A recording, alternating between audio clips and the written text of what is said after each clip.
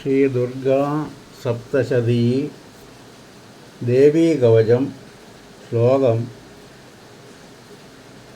3, 4, 5 ആദ്യ പാദം.